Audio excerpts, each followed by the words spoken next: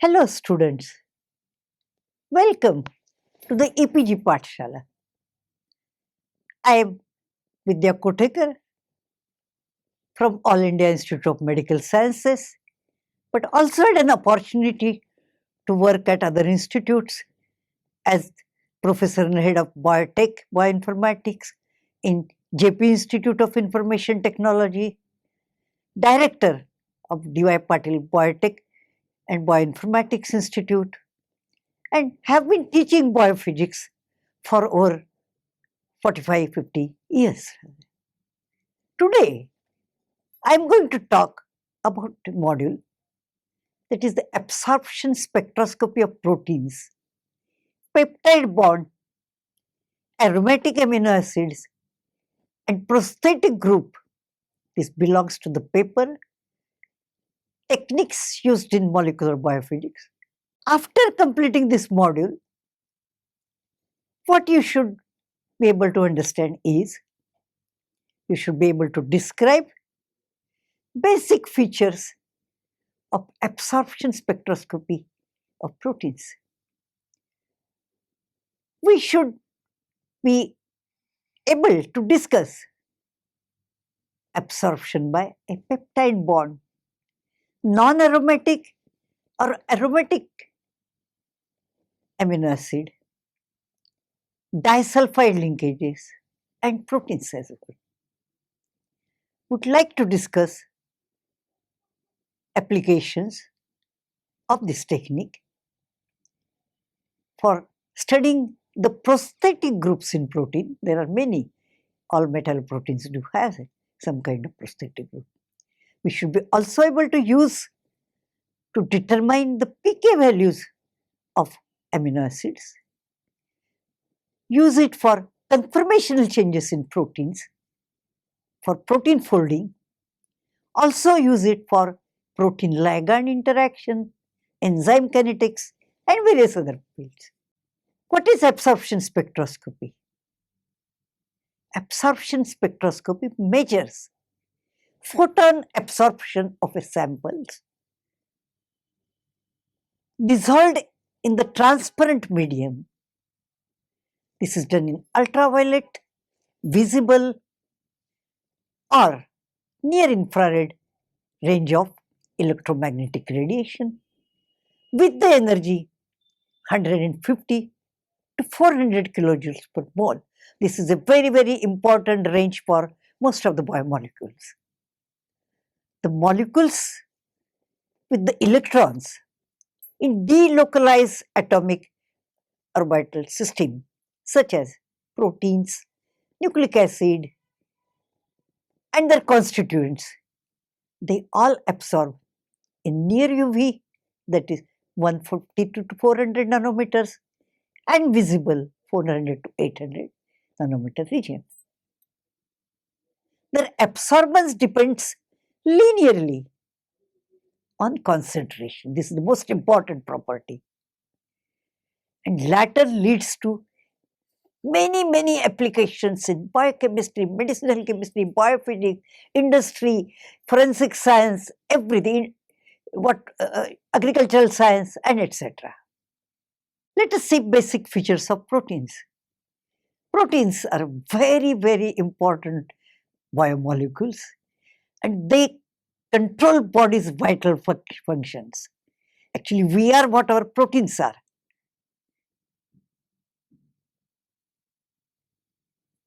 Proteins are either linear polymer or aggregates of linear polymer. These are built from amino acids, AA. What are amino acids? The amino acids have a backbone, continuous backbone.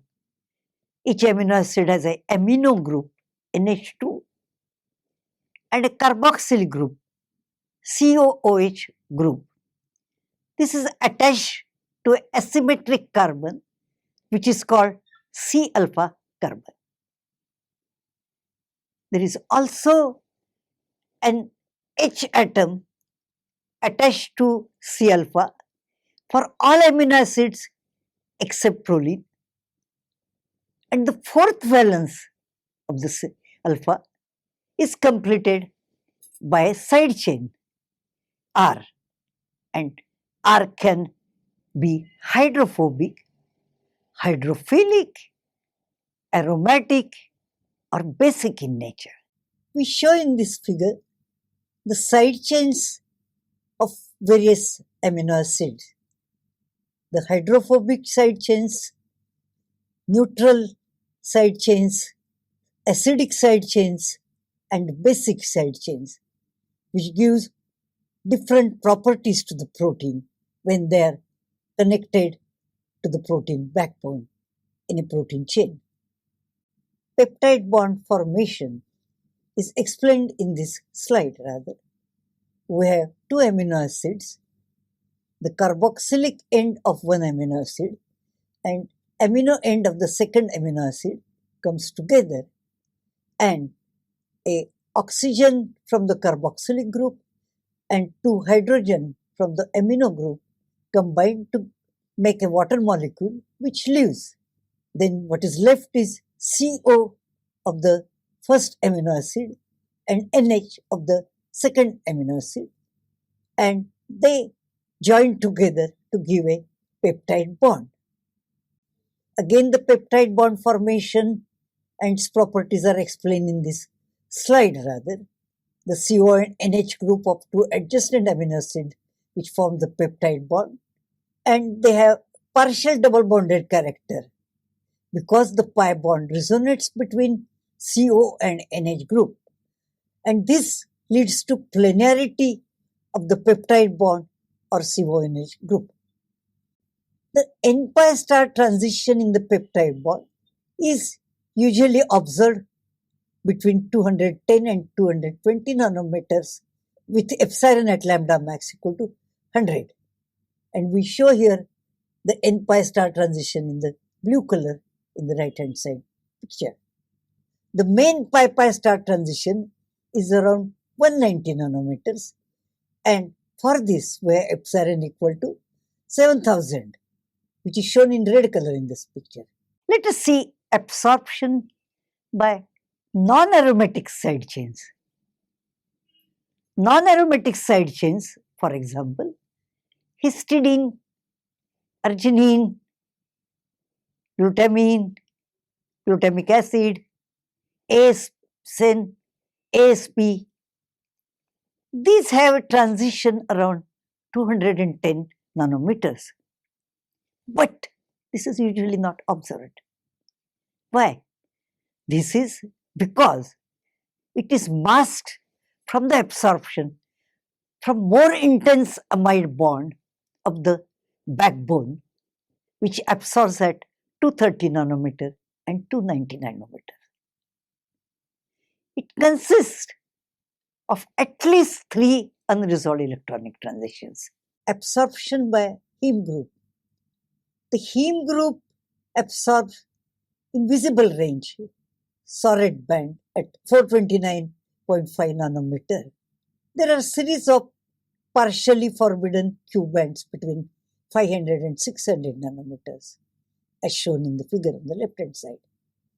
Both these bands are due to electronic transitions, singlet to singlet, mostly n-pi star type. This is the reason why hemoglobin is red. We show here a typical absorption spectra of oxy and deoxyhemoglobin. There are a number of membrane proteins like plastocyanin, plastocyanin, and so on.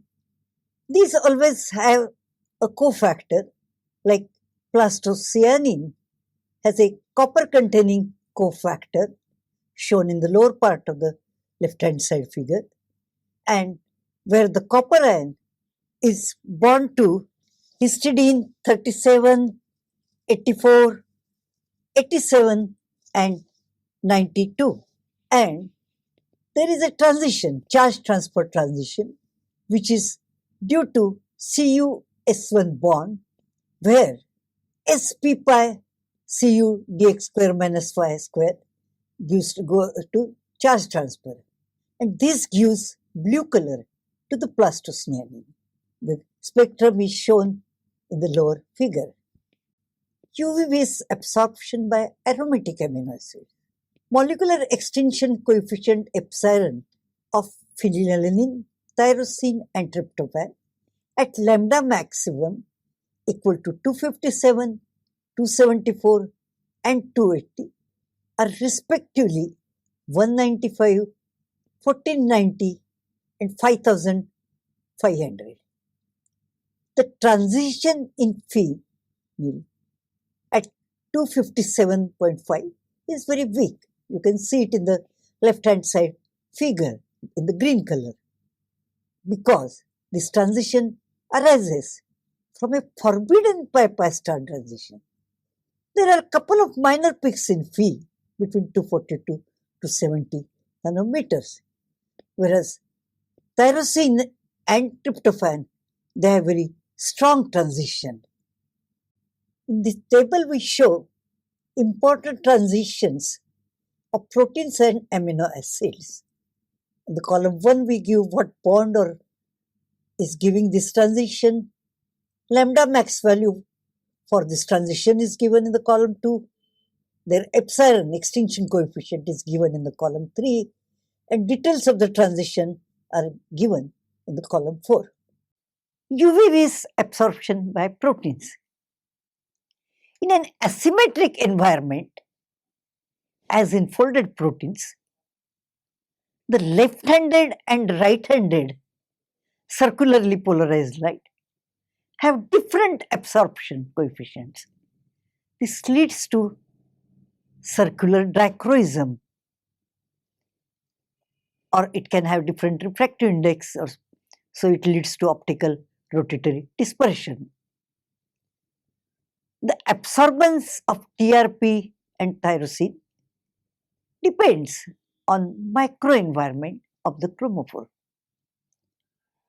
It shows red shift, that is the spectrum moves towards the red side, red wavelength, which is called bathochromic effect. That is when you shift from non-polar to the polar environment. Interior of a globular protein has many times different environment than the exterior. What does it do? It leads to change in the spectrum because of bathochromic effect or hypsochromic effect, which is a blue shift. Like a typical example I am showing here is a wild type of RNase in 0.1 molar sodium acetate, which was shown as a continuous line, and an unfolded protein in 6 molar GDMCl, which is shown by dotted line, because one is folded, one is unfolded. So these residues are seeing different environment, and there is a shift in the spectral line. This can be used for structural analysis. We'll know which tyrosine or tryptophan is in the exterior and which tyrosine or tryptophan is in the interior, or how many are in the exterior, how many are in the interior. It very much helps to the crystallographers or biophysicists to figure out structural details. Now, these differences in the spectral lines are bathochromic or hypsochromic. They are very minor. So many times you don't notice. But then there is another important technique which you can use. Computationally, one can do the difference spectroscopy, like we calculate at each wavelength what was the difference between the two spectra and plot only the difference. And then, for example, in the particular example that we were showing, we see a peak at 287 nanometers. And this arises from exposure of tyrosine residue in an unfolded region. Study of the prosthetic group. The prosthetic groups in protein have strong electronic absorption because they generally are characterized with having some metal with them. And that absorption band, which depends upon the oxidation state, ligation, conformational state of the chromophore, and so on in the protein. A steady state absorption spectroscopy provides us information on the ligand binding equilibria, from which the Gibbs free energy, that is the difference between the ligated and unligated states can be calculated. Time-resolved absorption spectroscopy is a very interesting technique. For example, in the case of heme protein, if you have three different proteins having heme group rather, example, cytochrome C, myoglobin, or oxidized hemoglobin, and one can calculate, get the time resolved spectrum and find out really what is the difference in the local environment of the prosthetic group. These are very, very crucial for biological function. The energy barriers that have to be surmounted in these many reactions can be determined, which is very important for bio. PK1, PK2, and PKR. Free amino acids are present in neutral aqueous solvent in dipolar zwitterionic forms, amphoteric or ampholites as these are called. The pK values for them are defined as the actual midpoints of the curve shown in the left hand side, at which half of the protons of the conjugated acid are dissociated after addition of half or one half of base equivalent. In the figure is shown the titration curve for ALA and pK1 and pK2 dissociation of the carboxylic group in the acidic pH and dissociation of amino group in basic pH, and their pKr side chain pK values are also shown. Let us see how can we determine pK values. Hydrophobicity character shows considerable variation in pK values for glycine, alanine, valine, isoleucine. This can be estimated using delta G, the free energy for transfer of amino acid from water to organic solvent for different side chains. How it is done?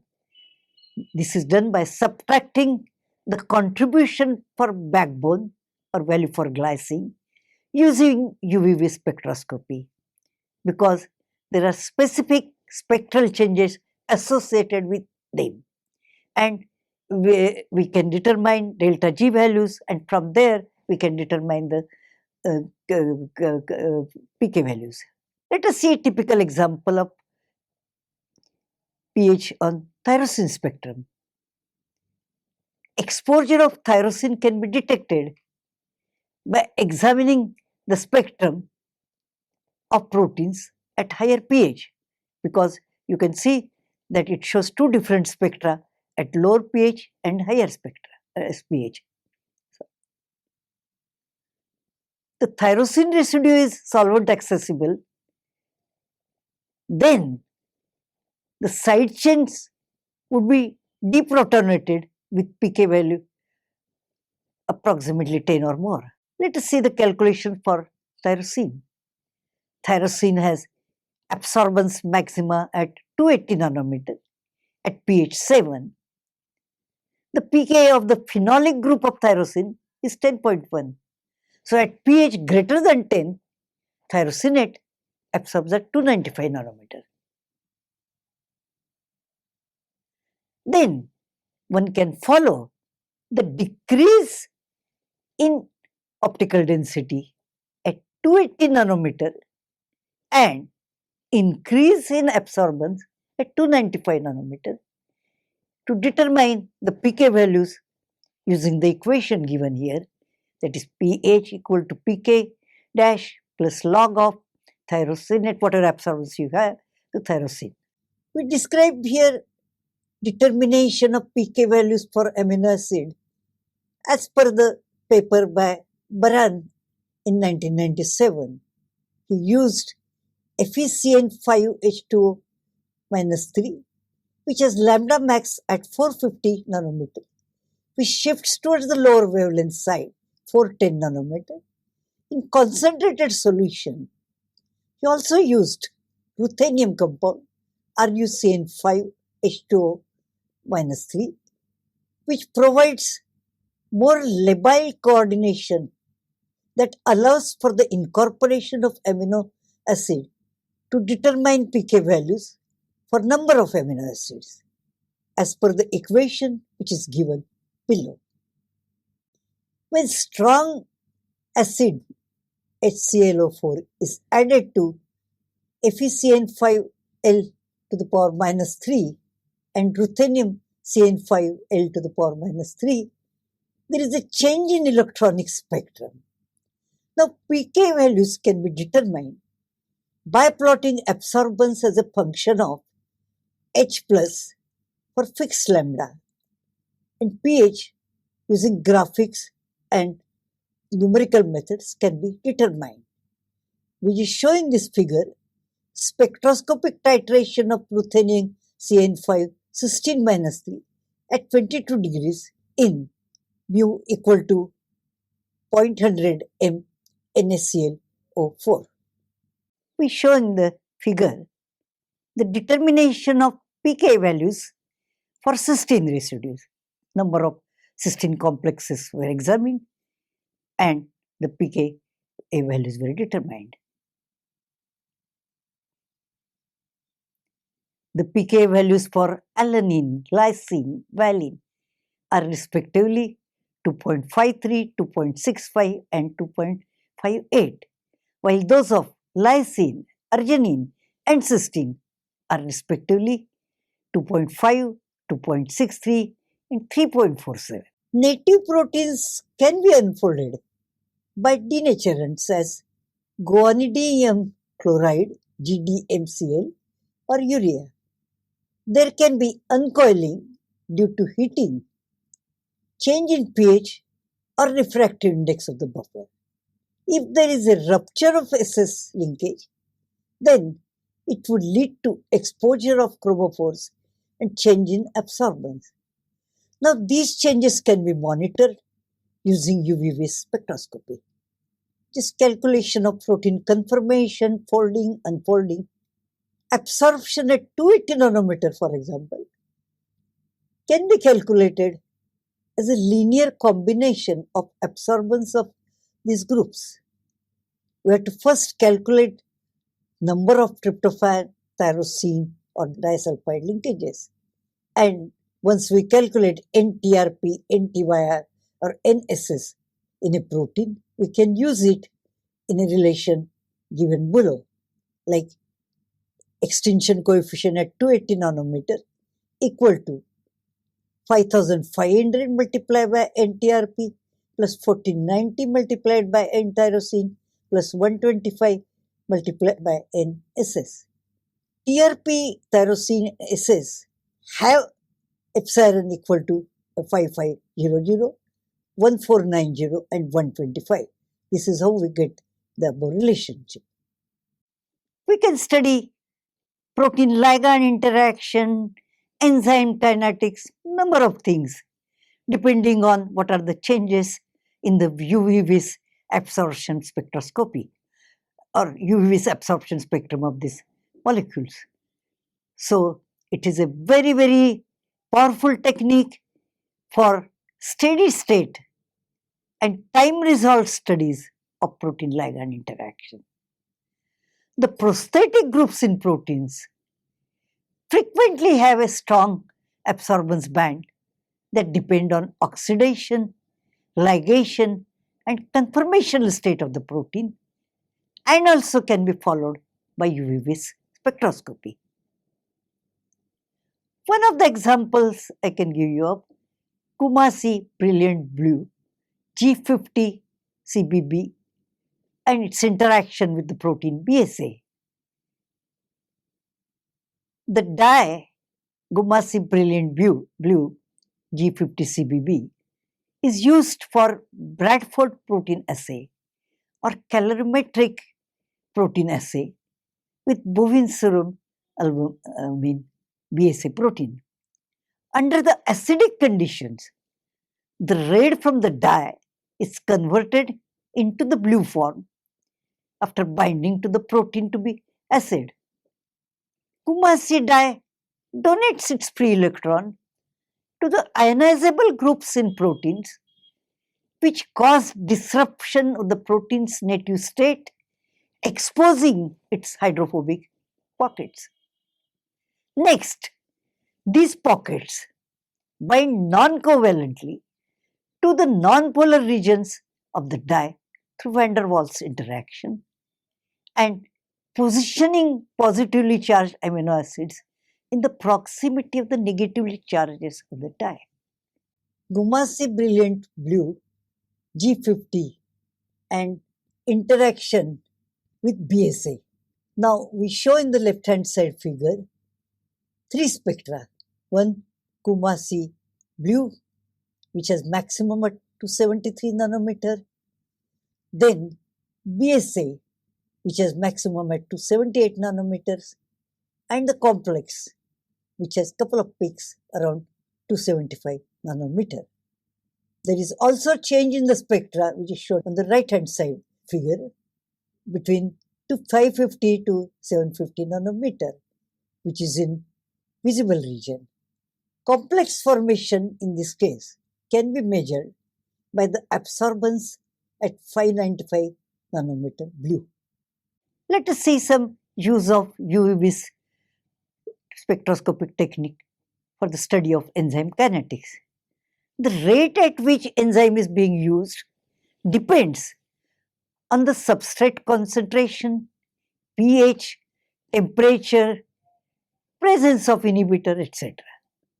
And the catalytic event takes place in two steps. In the first step, an enzyme substrate complex ES is formed. The reaction product arises only when the enzyme substrate complex breaks. Let us see a typical example of tyrosine, which is a copper containing enzyme that can be used to catalyze the conversion of DL-DOPA to halochrome. Halochrome is a red compound which absorbs in the visible radiation region at 475 nanometer. In tyrosinase, one of the copper atom binds to epsilon nitrogen of histidine 38, histidine 54 and histidine 63. The other copper atom binds to histidine 190, histidine 194 and histidine 216. Let me give an example of an enzyme tyrosinase which can convert DL-DOPA to halochrome. This reaction can be monitored by measuring increase in absorbance at 475 nanometer. The rate constant can be calculated either graphically as shown in the figure on the left hand side or numerically. So students, what have we learned in this module? We have described UV-Vis absorption spectroscopy of proteins. Application for the study of peptide bond, non-aromatic, aromatic amino acids, disulfide linkages, prosthetic groups of proteins, and for pKa values of amino acid is explained. We have also enumerated some applications for the study of conformational changes in proteins, protein folding, and protein unfolding. Lastly, we have just acquainted you to the application of the technique for ligand-protein interaction or enzyme kinetic. Thank you very much.